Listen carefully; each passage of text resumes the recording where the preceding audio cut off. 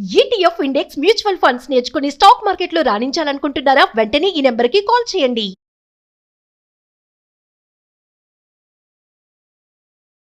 నమస్తే, సుమన్ టీవీకి స్వాగతం. ప్రస్తుతం మనతో పాటు ప్రముఖ ఆధ్యాత్మికవేత్త మాడుగుల శివప్రసాద్ గురుగారు ఉన్నారు. వీరితో ఈరోజు కొన్ని విషయాల గురించి మనం చర్చిద్దాం. నమస్కారం గురుగారు. ఆశీర్వచనం తల్లి. గురుగారు, మనము ఏ పండగ వచ్చినా, ఏ దేవత ఆరాధన చేసినా కానీ వినాయక చవితికి వినాయకుడిని తీసుకొచ్చి ఇంట్లో పెట్టుకొని మళ్ళీ మనం నిమజ్జనం చేసినట్టు చేయమన్నమాట. అంటే ఏ పండగకైనా కానీ ఏ పూజలు చేసుకున్నా మనం ఇంట్లో నార్మల్గా పూజ చేసుకుంటాం. ఆ సాంప్రదాయం అనేది ఉంటుంది.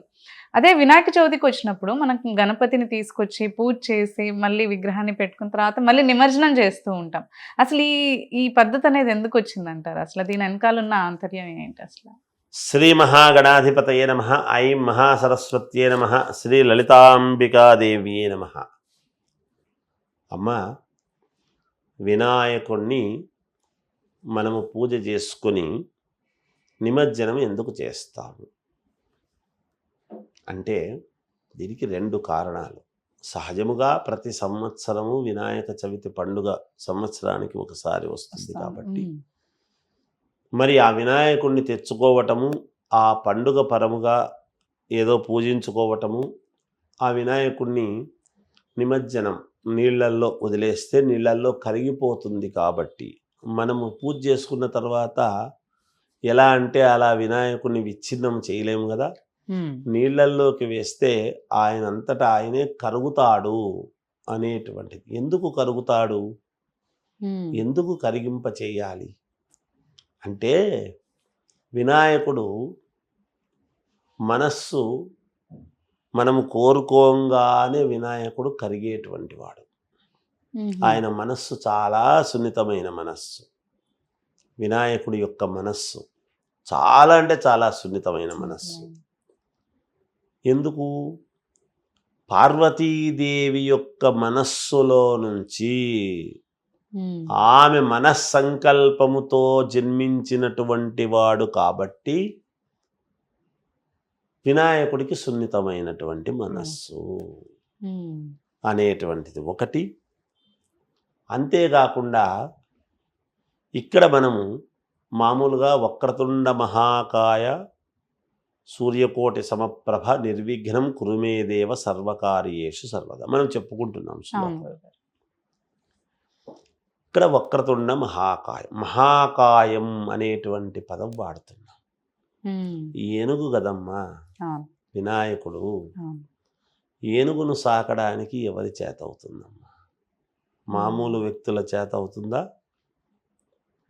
ఒక ఇంటి వాళ్ళు ఎవరైనా ఒక ఏనుగును సాగగలుగుతారా? లేరు కదా.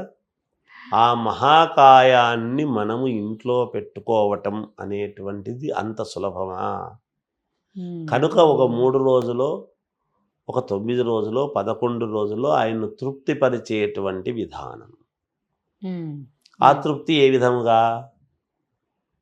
మనకు శ్వేతార్క గణపతి, అర్క గణపతి అంటే మనము మామూలుగా ఈ గ్రాసముతో, మనము ఈ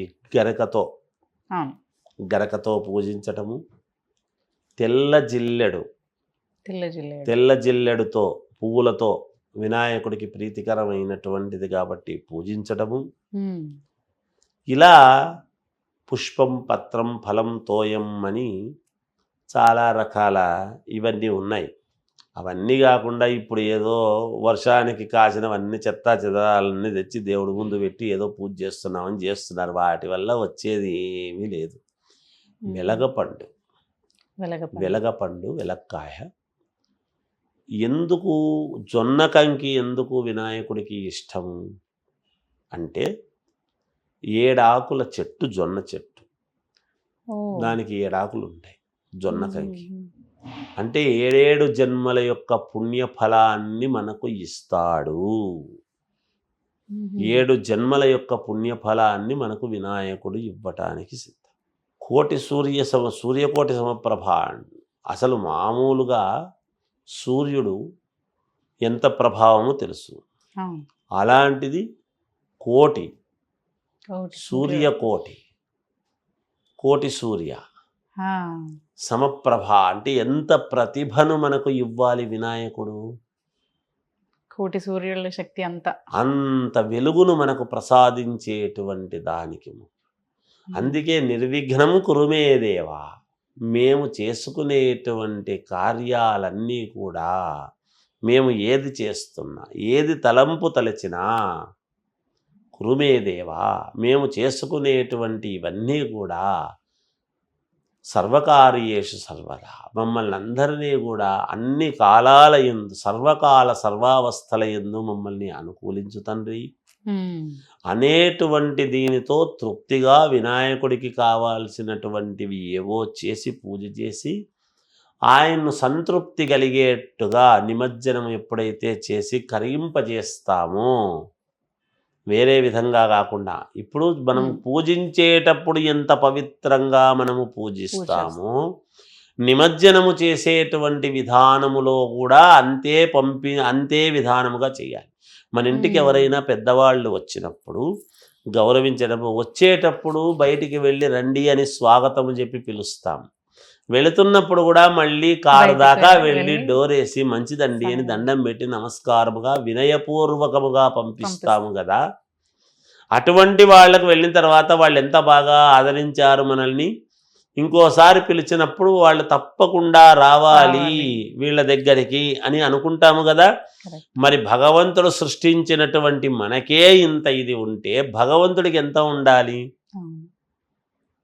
అందుకని ఆయన మహాకాయుడు కాబట్టి అందువలన ఆయన్ను మనము పెట్టుకోవటం అనేటువంటిది అట్లాగే ఉంచుకోవటం అనేటువంటిది కాదు. అందుకే ఆయన్ను స్మరించుకొని యథాస్థానము సిద్ధిరస్తు అని మళ్ళా ఉద్వాసయిష్యే అని చెప్పి వినాయకుడి పూజ ఏ శుభకార్యంలో పూజ చేసినా, అలాగే గణపతి ప్రసాదం శిరసా గృహ్ణామి అనే ఆ అక్షతలు తీసుకొని మన నెత్తిన వేసుకొని వినాయకుడిని మళ్ళా పునఃపూజ చేసి పక్కకు పెట్టేసి ఇంకా నాయన మంచిదని నమస్కారం చేసి మిగతా కార్యక్రమం అంతా జరుపుకుంటాం.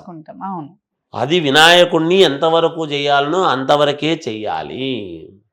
అలా చేస్తేనే ఆయన తృప్తి పడతాడు.